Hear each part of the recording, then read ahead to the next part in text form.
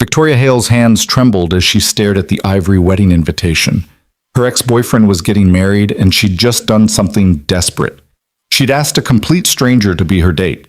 Not just any stranger, a single father she'd met exactly once, whose daughter had spilled juice on her designer shoes at a cafe 3 days ago. Now, sitting across from him again, she realized she might have made the biggest mistake of her life. Or perhaps, without knowing it, the best decision she'd ever made. Before we dive into the story of unexpected connections and second chances, I want to invite you on this journey with me. Stay until the end to see how a fake relationship becomes something neither of them planned for. If you're enjoying this story, please hit that like button and drop a comment telling me what city you're watching from. I love seeing how far these stories travel. Now, let's begin. The late afternoon sun filtered through the canvas awning of Riverside Cafe, casting soft shadows across the outdoor seating area. Victoria Hale sat perfectly still, her spine straight, her hands folded on the wrought iron table before her. To anyone passing by, she looked composed, professional, in complete control. Her charcoal blazer was tailored precisely, her dark hair pulled back in a sleek ponytail, her expression carefully neutral. Inside, she was screaming. Across from her, Ethan Miller wiped orange juice from his daughter's hands with a patience that seemed endless. His movements were practiced, automatic, the choreography of a parent who'd done this 1,000 times before. He didn't look frustrated or embarrassed. He simply cleaned the mess, smiled at his daughter, and continued their conversation as though nothing had happened. Victoria found herself studying him, trying to understand the calm that radiated from him like heat from summer pavement. He wasn't particularly tall, maybe 5'10", 5'11", but he carried himself with a quiet confidence that filled the space around him. His brown hair was slightly too long, falling into his eyes when he leaned forward. He wore jeans and a simple gray Henley, the sleeves pushed up to his elbows. There was paint, actual paint, on one of his shoes. He was nothing like the men in her world. Nothing like Richard. The thought of her ex-boyfriend's name made Victoria's stomach clench. Richard Ashford.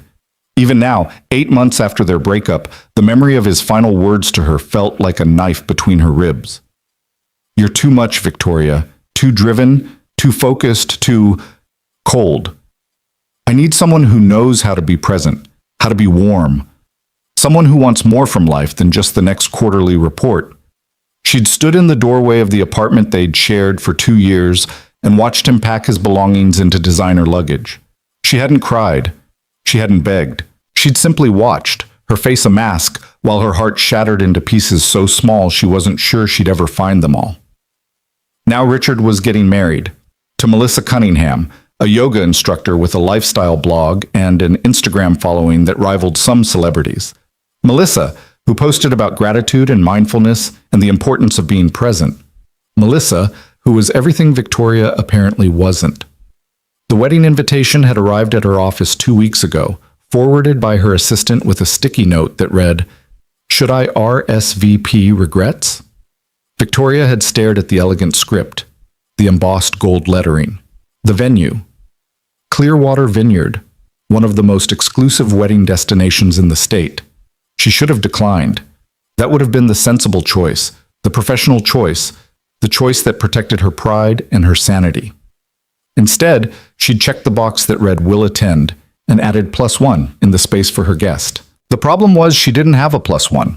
She didn't have a boyfriend, didn't have a casual date she could call on, didn't have anyone in her life who could convincingly play the role of the man who'd helped her move on from Richard Ashford. For 3 days, she'd panicked quietly, professionally, allowing no one to see her distress. She'd considered hiring an escort.